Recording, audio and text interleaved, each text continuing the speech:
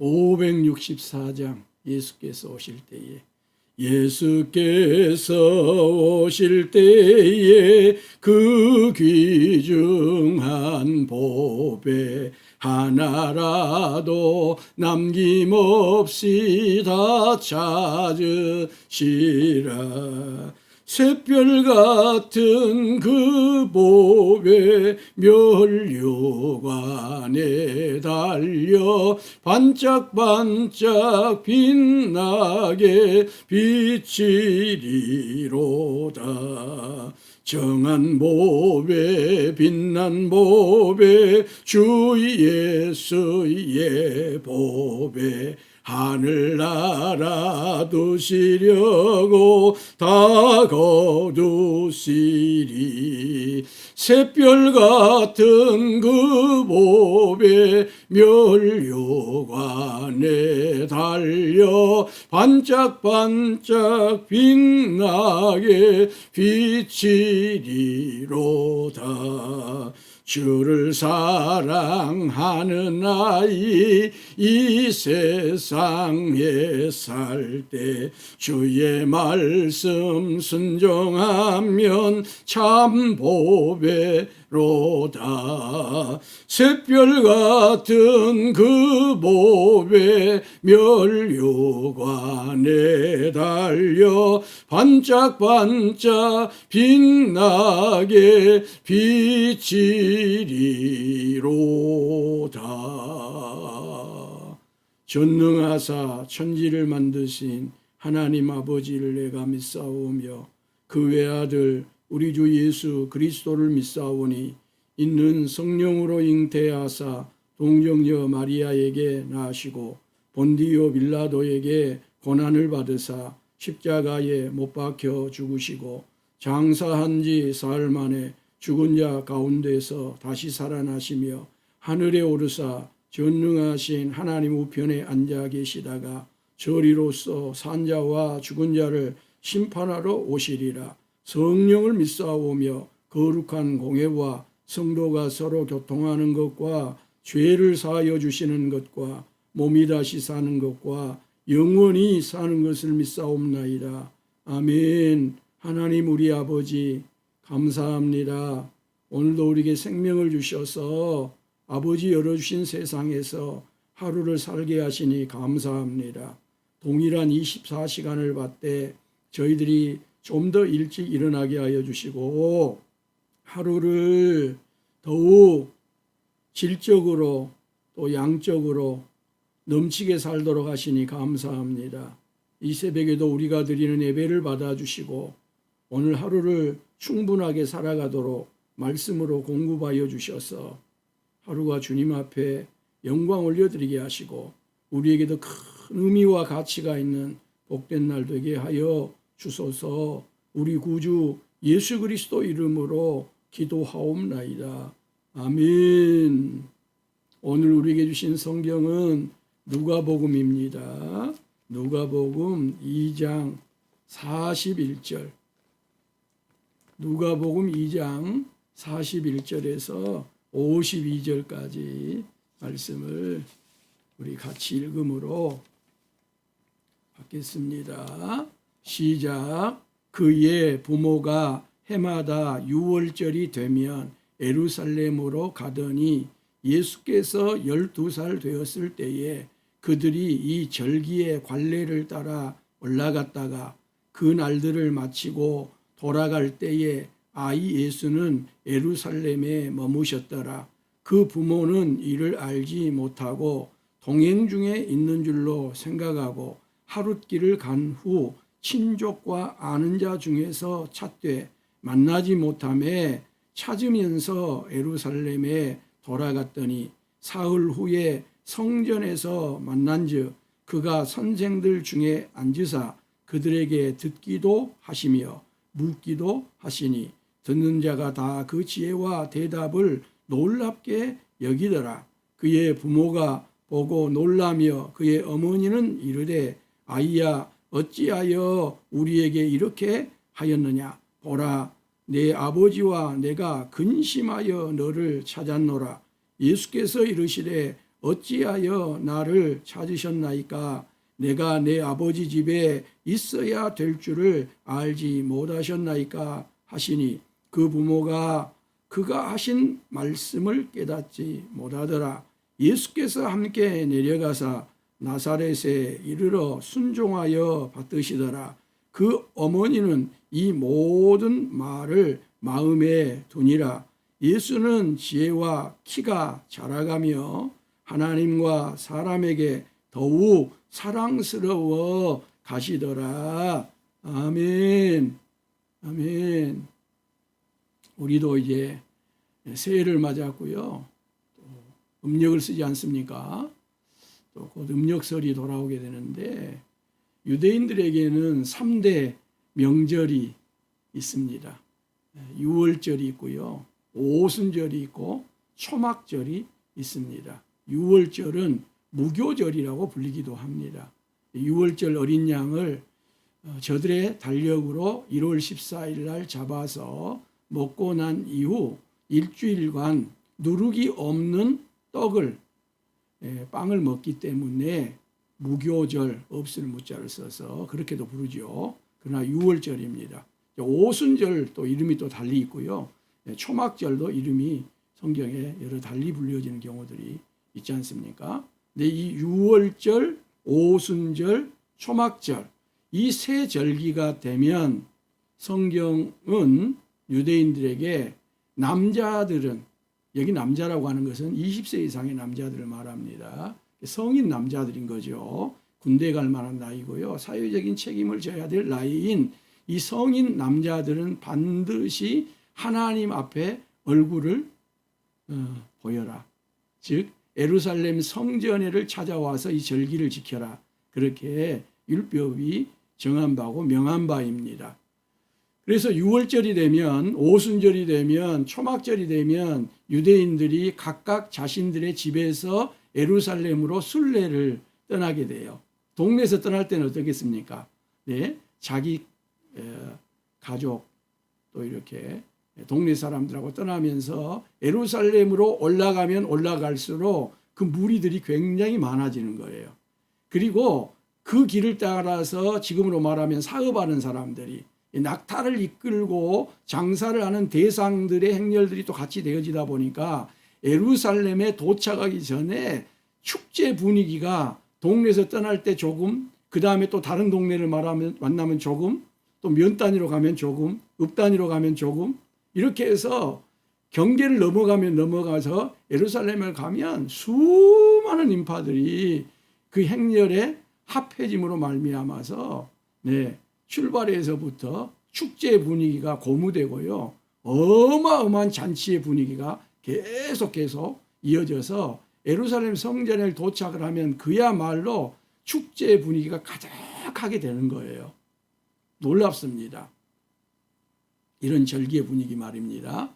그런데요, 이 3대 절기가 되면 유대인 남자들은 하나님 앞에 가서 1년에 3차례 반드시 얼굴을 내밀어야 되는데, 신심이 깊은, 즉 하나님 신앙에 깊은 신심을 가진 가족들은 남자만 올라가는 게 아니고, 즉 아버지만 올라가고 아들만 올라가는 것이 아니고 가족들이 전체로 그렇게 예루살렘을 올라가는 거예요. 자, 오늘 성경에도 보시길 바랍니다. 자, 6월절입니다. 그러면 아기 예수님의 집에서는 누구만 가면 되겠습니까? 당연히 요셉만 올라가면 돼요. 그런데 요셉의 부모가 올라가고요. 예수님도 함께 올라갑니다. 여러분 가정에 이런 신앙이 있기를 원합니다. 이런 신심이 있기를 원합니다. 율법에는 남자만 올라가도록 되어 있는데, 여보, 남자만 가도록 되어 있잖아요. 남자만 하도록 되어 있잖아요. 근데 뭘 저를 데리고 가려고 그래요? 얘들을 데리고 가려고 그래요? 당신만 다녀오세요. 이런 게 아니고 율법에 규정되어 있음에도 불구하고 그게 금줄처럼 되어 있는 게 아닐 경우는 여러분 가족이 함께 하는 것, 얘들과 함께 하는 것 얼마나 복된 일입니까? 예, 우리가 코로나 상황에서 예배가 주회전에서 드려지지 못하고 있고 이렇게 비대면으로 영상으로 드려지고 있지만 이것이 해제되고요. 주회전에서 예배드리게 될 때는 온 가족이 예배하는 것. 이보다 더 놀라운 축복은 없고요. 이게 우리의 신심을, 우리의 신앙을 하나님 앞에 보여드리는 것이고요. 이웃에게 보여드리는 거예요. 그렇게 해서 예수님의 부모와 예수님이 유월절을 지키기 위해서 예루살렘을 순례를 하는 거예요. 근데 그 이전에도 계속 해왔고요. 이때가 예수님이 12살 때입니다. 한번 하겠습니다. 12살. 12살은 특별한 의미는 있는 건 아니에요. 근데 13살은 의미가 있어요. 그래서 13살은 유대인들은 성인식을 행합니다. 너는 이제 어른이다. 어른답게 행동을 하고 너가 하는 모든 행동은 네 스스로가 책임을 져야 된다. 그리고 율법에 있어서도 어른으로 대접을 받습니다. 즉 신앙적으로 대접을 받는 거예요. 그런데 이 13살인 성인식이 있기 이전 해인 12살 때 예수님의 행적을 보여줍니다. 그리고 이 12살 때로부터 예수님이 30살 즈음에 30이라고 합시다. 30세 때에 하나님 나라 복음을 들고 공개적으로 서기 전까지의 18년의 삶은 여기에서 성경에는 더 이상 기록이 되지 않아요. 그래서 성인식 이전에 12살 때 예수님의 저의 영적이고 지혜, 지식 이런 것들이 얼마나 출중했는가를 보여주고 있는 본문이기 때문에 매우 오늘 본문이 중요합니다. 자, 그렇게 해서 6월절에 대해서는 뭐 더 이상 성경이 지면을 할애하지 않습니다. 6월절 그 절기입니다. 일주일간의 그 절기를 다 지키고 예수님의 부모가 다시 갈릴리 나사렛으로 돌아와요. 돌아올 때에 아까 말씀드린 것처럼 수많은 무리들이 인파들이 함께하고 돌아올 때에 얘들은 얘들끼리 오잖아요. 우리가 어디 가게 되면 또 얘들은 얘들끼리 놀잖아요.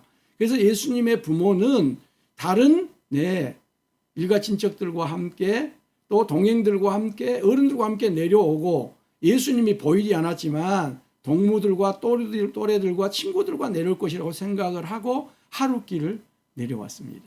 근데 예수님이 안 보이는 거예요. 그래서 동무들에게서도 찾아보고 주변을 찾아봤는데 예수님이 안 보여요. 그래서 깜짝 놀래가지고 예수님을 찾으면서 예루살렘까지 다시 3일 길을 걸어서 예수님을 찾아서 3일 길을 예루살렘으로 올라왔습니다. 예루살렘을 곳곳을 찾았지 않겠습니까? 근데 예수님이 안 보이신 거예요. 예수님을 어디서 찾았어요? 성전에서. 한번 합시다. 성전에서 예수님을 찾았습니다. 근데 성전에서 예수님이 무엇을 하고 있냐를 봤더니 성전에서의 선생들, 성전에서의 성전 맡은 서기관들이나 이 탁월한 선생님들과 예수님이 앉아서 함께 대화를 나누고 있는 거예요. 듣기도 하고 묻기도 하고. 한번 하겠습니다. 듣기도 하고 묻기도 하고. 여러분 여기 들었다고 하는 것은 단순히 이 물리적인 귀로 들었다 그 정도가 아닙니다.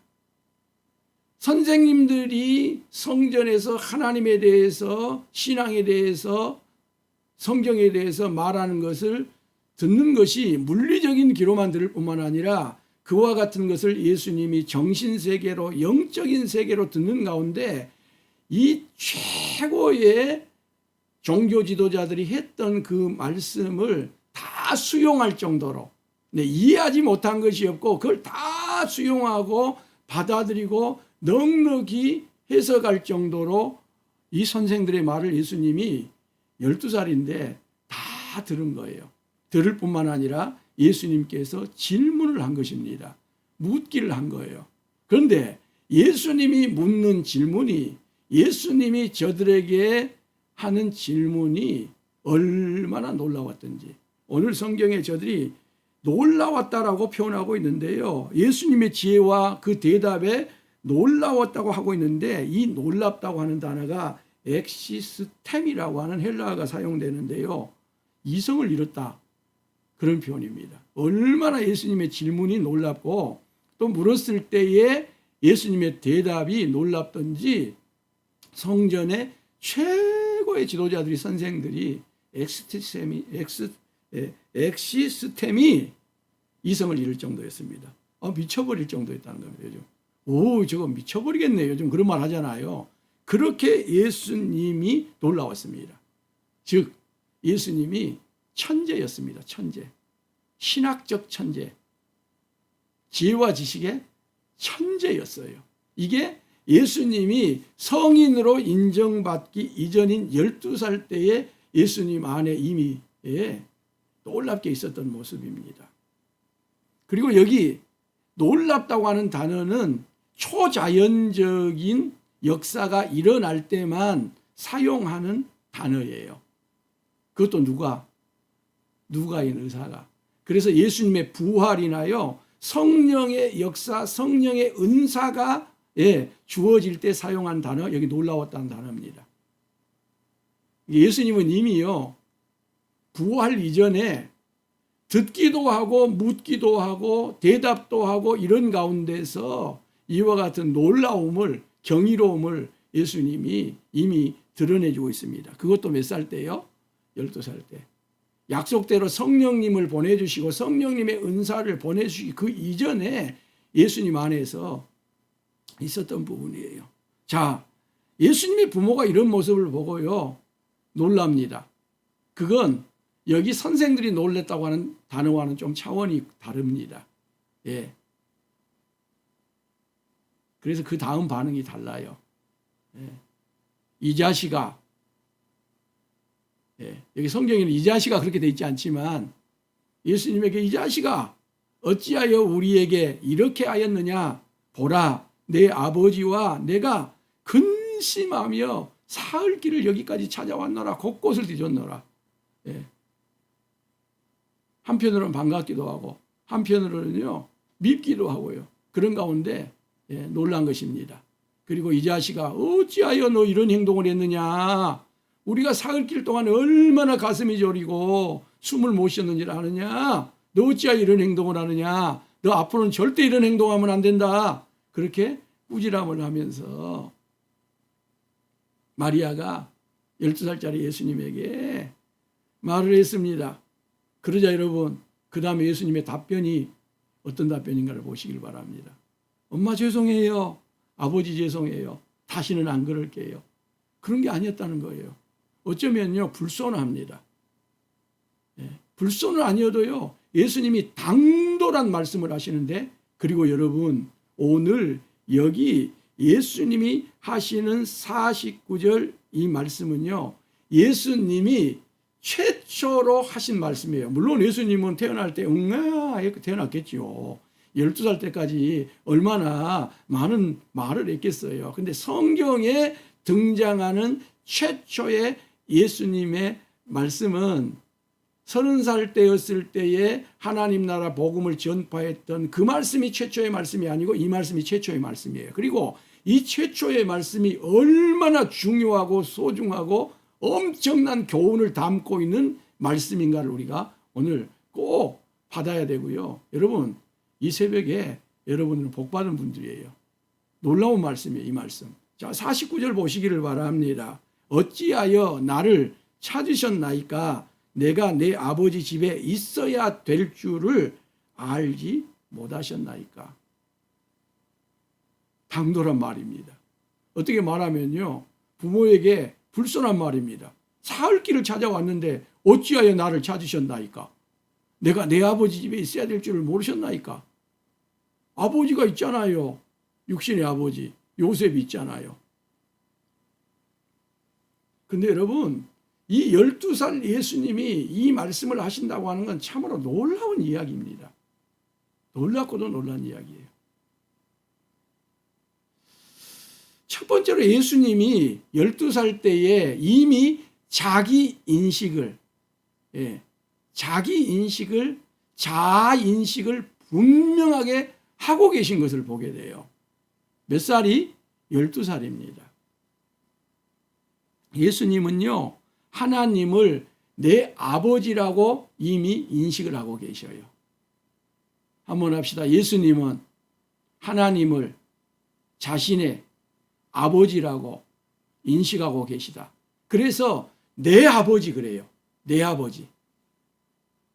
여러분 우리가 하나님을 내 아버지 그런 표현 잘 씁니까? 잘 안 씁니다. 그리고 잘 안 쓰는 게 좋습니다. 우리는. 기도할 때도 마찬가지입니다. 내 아버지, 내 아버지. 혼자 기도할 때도 이런 표현은 좀 삼가는 게 좋습니다. 우리 아버지입니다. 한번 합시다. 우리 아버지. 너희는 이렇게 기도하라. 하늘에 계신 우리 아버지요. 하나님은요, 우리에게 있어서는 우리 아버지입니다. 우리 각자에게 있어서는 내가 홀로 있다 할지라도 내 아버지라기보다는 우리 아버지예요. 한번 합시다. 우리 아버지. 우리 아버지입니다. 그런데 예수님에게는 하나님이 우리 아버지가 아니고요. 내 아버지예요. 내 아버지. 그래서 내 아버지라고 표현하고 계셔요. 내 아버지. 두 번째로 예수님은 12살 때 이미 자신이 있어야 할 곳이 어딘 줄을 알았어요. 그게 내 아버지 집에입니다. 한번 합시다. 내 아버지 집에. 근데 여러분 이 원어에 보면 집이라고 하는 단어는 없어요. 내 아버지에게예요. 그리고 내 아버지에게 있다고 하는 것이 내 아버지 집과 동일한 거예요. 예수님은요, 자신이 어디에 있어야 할 것을 알았어요. 내 아버지에게 있어야 할 것을 알았습니다. 내 아버지 집에 있어야 할 것을 그가 아셨어요. 놀랍습니다. 그리고요, 예수님은 자신의 아버지인 하나님에게서, 즉 하나님의 집에서 무엇을 해야 할 줄도 아셨어요. 2021년 우리가 30일까지 삶을 살아가는데 어디에 있어야 할 줄을 모르고요, 무엇을 해야 할 줄을 모르면 꽝입니다. 꽝. 예수님은 이미 12살 때 자신이 어디에 있어야 할 줄을 아셨고 그곳에서 무엇을 해야 할 줄을 정확하게 알고 있었어요. 이미 12살 때 예수님은 십자가를 져야 할 것을 아셨어요. 자신의 사명의 막중함을 알고 계셨던 거예요. 아버지에게서, 아버지 앞에서, 아버지 집에서 자신이 반드시 해야 될 일이 무엇인지를 알고 계셨어요. 이게 예수님이 하나님을 인식하고 그 하나님 앞에 있어야 할 것을 아셨고 하나님 앞에서 반드시 해야 할 일을 아셨던 것을 담고 있는 구절이 49절이고 예수님이 최초로 하신 말씀으로 우리 앞에 선물로 주어진 49절이에요. 어찌하여 나를 찾으셨나이까? 내가 내 아버지 집에 있어야 할 줄을 알지 못하셨나이까? 자, 그러면 하나님을 내 아버지로 발견했습니다. 그리고 내 아버지신 그 하나님에게 그가 있어야 할 것을 아셨습니다. 그 집에 있어야 할 것을 아셨습니다. 그리고 반드시 자신이 해야 될 일이 무엇인가도 제가 확실하게 아셨습니다. 그러면 예수님은 어디에 있어야 되고 무엇을 해야 됩니까? 예, 성전에 있어야 됩니다. 그리고 이제부터는 반드시 해야 될 일, 그 아버지의 일을 이루시기 위해서 또 성전에 있어야 됩니다. 그 아버지, 예수님이 말씀하신 내 아버지, 그 하나님 앞에 계셔야 됩니다. 그런데 예수님이 그 다음에 어떻게 행보를 하십니까? 51절. 예수님께서 그 부모와 함께 내려가십니다. 어디로? 갈릴리 나사렛으로. 가셔서 누구에게 순종을 합니까? 육신의 부모에게 순종을 하고 육신의 부모를 받듭니다. 어허? 하나님이 자신의 아버지인 것으로 내 아버지로 인식을 하고 어디에 있어야 할 것을 아셨고 반드시 해야 할 일을 무엇인지를 아셨던 예수님이 왜 육신의 부모를 따라갑니까? 그리고 가서 육신의 부모를 받들고 육신의 부모에게 가서 순종을 합니까? 한마디로 말하면 기다려야 하기 때문입니다. 한번 합시다. 기다려야 하기 때문입니다. 기다림이라고 하는 것이 매우 중요하고 소중합니다. 왜 기다려야 합니까? 유대인 남자들은 구약의 처음에는 성전에서 받들 때 20살이었습니다. 즉 레위인들, 제사장들, 대제사장. 그런데 그 위에 30세가 됩니다. 예수님은 유대인들이 성인으로 성전에서 즉 아버지 집에서 받들어야 될 그 나이인 30세가 임하기까지 그 임무를 수행하기까지 기다립니다. 그리고요, 전통적으로 유대인들은 30살이 되어야지만이 너는 온전한 남자야. 너는 남자야. 그렇게 인정을 해준 것입니다. 이건 매우 지금도 중요합니다. 자, 우리는요, 우리 문화가 가지고 있는 어떤 의식이 있어요. 그렇죠? 우리 문화가 가지고 있는 어떤 관습이 있어요. 거기까지 기다리는 것, 거기까지 참는 것, 거기까지 대기하는 것이 굉장히 중요합니다. 자, 예수님이 12살에 신학적 천재성을 드러냈습니다. 하나님을 인식을 하고 그분이 해야 될 일이 무엇이고 어디에 있을까지를 정확하게 아셨어요. 그런데 기다립니다. 자, 우리가 TV 어느 때 보면요, 뭐 대한민국에 천재가 났다고 몇 살 천재, 뭐 몇 살 천재 해가지고 뭐 대단하게 기대를 모으고 했던 그 천재들이 다 어디 갔대요?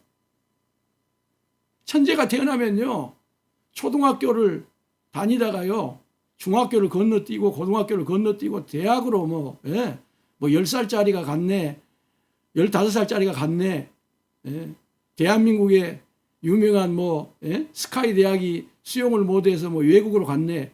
근데 그들이 천재성을 드러냅니까? 거의 천재성을 드러낸 친구들이 없어요. 아니, 일반의 어떤 친구들보다 더 오히려 자리매김을 못하는 경우들이 굉장히 많아요. 과정입니다. 과정. 한번 합시다. 과정. 이 과정을 밟는 일이 굉장히 중요하고 소중해요. 이건 세상적인 일에도 마찬가지고요. 특별히 주의 일을 함에 있어서는 과정, 단계 이걸 밟아가는 것이 그렇게 소중하고 귀중한 거예요. 내게 은혜가 왔다고요, 내게 성령의 충만한 어떤 역사가 왔다고요, 그 과정을 건너뛰고 바로 사역을 하려고 하는 것, 유익을 끼치지 못합니다. 오히려 해를 끼칩니다. 오히려 해악을 끼칠 수 있습니다.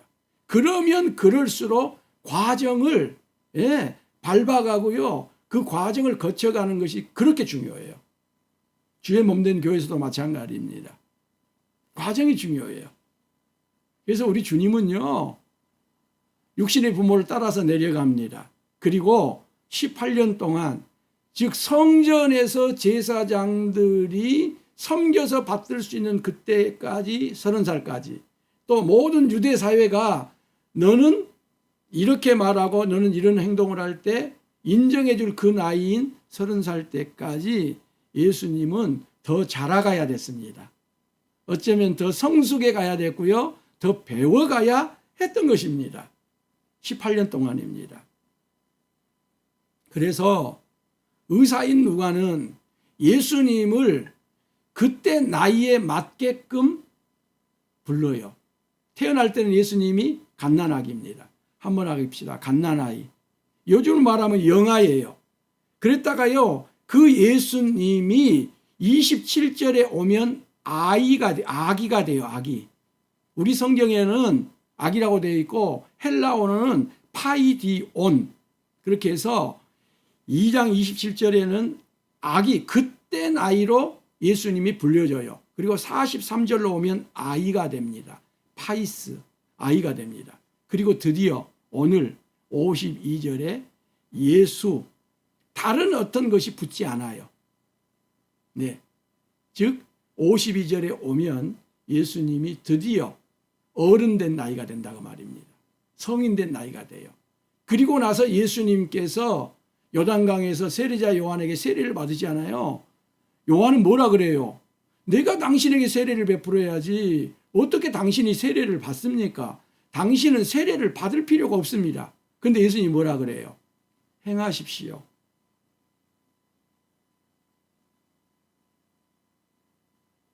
이런 과정이 예수님에게서 철저하게 준비된 것입니다. 그리고 드디어 공생애를 시작하시면서 예수께서 그렇게 된 거예요. 한번 합시다. 예수께서 사랑하는 성도 여러분, 배움이 굉장히 중요합니다. 자라감이 굉장히 중요합니다. 우리는 이미 다 육체적으로도 자라버렸고요. 컸습니다. 오히려 후퇴해가는, 죄송합니다만은 그런 단계로 우리가 접어들어가고 있습니다. 그러나 우리의 심령은 자라가야 됩니다. 우리의 정신세계는 자라가야 됩니다. 우리의 영적 세계는 끊임없이 자라가야 됩니다. 그래서 여러분, 자라가시기를 바랍니다. 커나가시기를 바랍니다. 성장해 가시고요. 성숙해 가시기를 바라고요. 그 가운데서 우리가 어떤 일을 할 때 세상에서도 유익이 되고요. 특별히 주의 몸된 교회에서 사역을 하고 사명을 감당하는 것이 유익이 됩니다. 한겨울이지만 벌써요.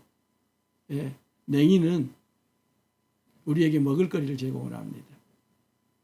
달래도 먹을거리를 제공을 합니다. 이 추운 겨울에도 보리는 파릇파릇 자라가고요. 마늘도 자라갑니다. 콩도 지금 심어놓은 콩이 있는 것 같습니다. 그 왜 콩이라 그런가요? 파란 거. 이 겨울에도 우리는 움츠렸으면 아니 될 것입니다. 자라가는 축복이 있기를 원하고요.